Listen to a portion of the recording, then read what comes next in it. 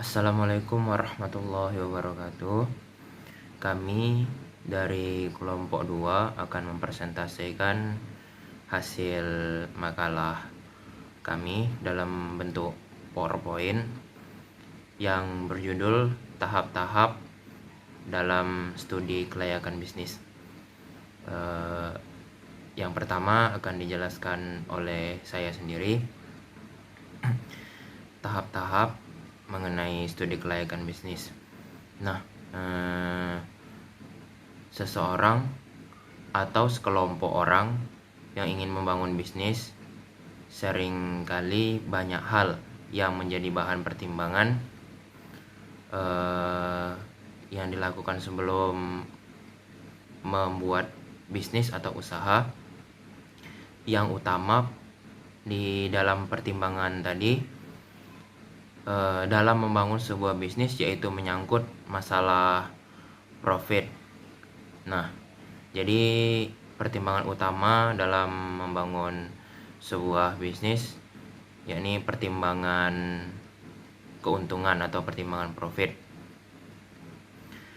Nah, kemudian dari pertimbangan tadi muncul sebuah pertanyaan dalam proses pertimbangan tersebut, apakah bisnis yang tengah dirilis juga sedang dikembangkan atau akan menguntungkan atau tidak, dan apakah bisnis bisa berkembang pesat seperti harapan ataukah sebaliknya. Nah, itulah yang harus diketahui untuk lebih detail. Jadi, fungsi studi kelayakan bisnis ini merupakan sebuah media penelitian yang sangat penting untuk dilakukan sebelum seseorang atau sekelompok orang memulai sebuah bisnis atau usaha yang akan mereka bangun.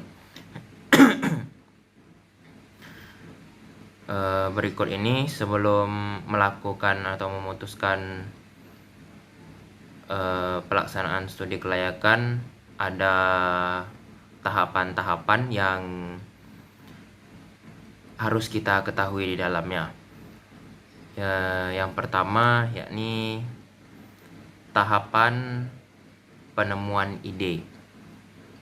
Tahapan pertama dalam studi kelayakan yaitu adanya penemuan ide bisnis.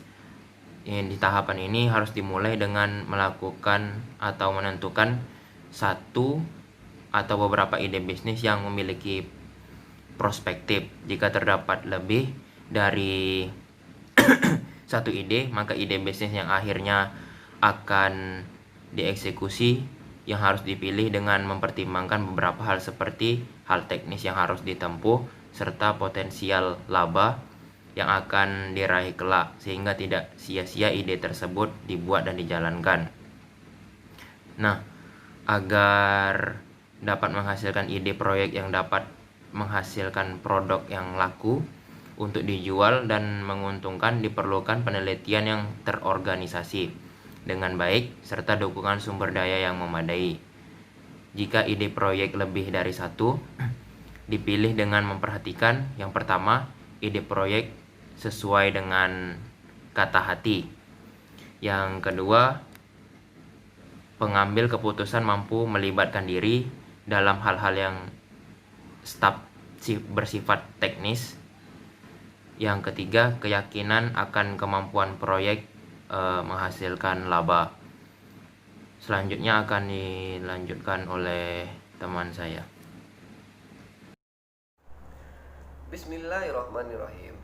Jadi, di dalam tahapan studi kelayakan bisnis, setelah kita menemukan ide bisnis maupun gagasan bisnis yang terpilih, tahapan berikutnya yaitu membuat studi kelayakan bisnis dengan melakukan penelitian. Artinya, melakukan penelitian yang jauh lebih mendalam dan juga lebih lengkap sesuai dengan prosedur-prosedur dan metode yang berlaku, misalnya dengan metode ilmiah. Hal yang pertama yang bisa kita lakukan yaitu mengumpulkan data maupun informasi yang berkaitan dengan studi kelayakan bisnis berdasarkan ide dan gagasan yang telah kita pilih. Berikutnya, mengelola data berdasarkan teori-teori yang berlaku artinya relevan. Dan berikutnya, menganalisis serta juga menginterpretasikan hasil olahan data yang sesuai dan juga tepat. Berikutnya, menyimpulkan data serta sampai nantinya kepada membuat hasil laporan berkaitan dengan ide dan gagasan bisnis yang kita lakukan. Hal ini dilakukan sehingga mampu menghasilkan hasil-hasil yang optimal serta mampu mewujudkan dan menciptakan terobosan-terobosan baru di dalam dunia bisnis maupun lebih kecilnya perkembangan dunia bisnis. Maksudnya perkembangan bisnis gitu-gitu. Nah, berikutnya tahapan-tahapan studi kelayakan bisnis yang ketiga yaitu tahap evaluasi. Jadi, tahapan evaluasi ini dalam studi kelayakan bisnis merupakan sebuah proses untuk membandingkan sesuatu kriteria yang satu dengan kriteria lain yang bersifat kuantitatif dan juga kualitatif. Hal ini berkaitan dengan biaya yang dikeluarkan maupun manfaat yang akan diperoleh di kemudian hari. Dari tahapan evaluasi ini bisa diketahui apa saja yang menjadi beban-beban dalam ide maupun gagasan bisnis yang kita pilih di awal tadi untuk menentukan apakah hal ini layak dijadikan sebuah gagasan atau bisnis yang berkelanjutan. Berikutnya akan diteruskan oleh teman saya. Assalamualaikum warahmatullahi wabarakatuh. Perkenalkan, nama saya Afriansah. Saya akan melanjutkan penjelasan dari teman-teman saya yang keempat, yaitu tahap urutan usulan terbaik. Terkadang dalam menentukan rencana bisnis tidak hanya terdapat satu usulan atau ide yang ada. Apabila terdapat lebih dari satu ide atau usulan bisnis yang dianggap lebih baik, maka perlu dilakukan tahap evaluasi nilai terbaik yang telah dilakukan pada tahap sebelumnya.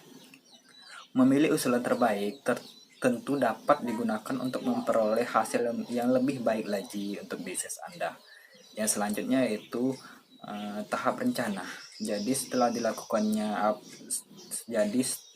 ditentukan apa rencana bisnis tersebut, yang harus kita lakukan berikutnya yaitu menyusun rencana kerja terkait dengan proses realisasi dari rencana pengembangan bisnis Anda. Hal ini agar rencana tersebut bisa dieksekusi sesuai dengan apa yang direncanakan agar bisa memperoleh hasil bisnis yang maksimal. Selanjutnya tahap pelaksanaan dan eksekusi.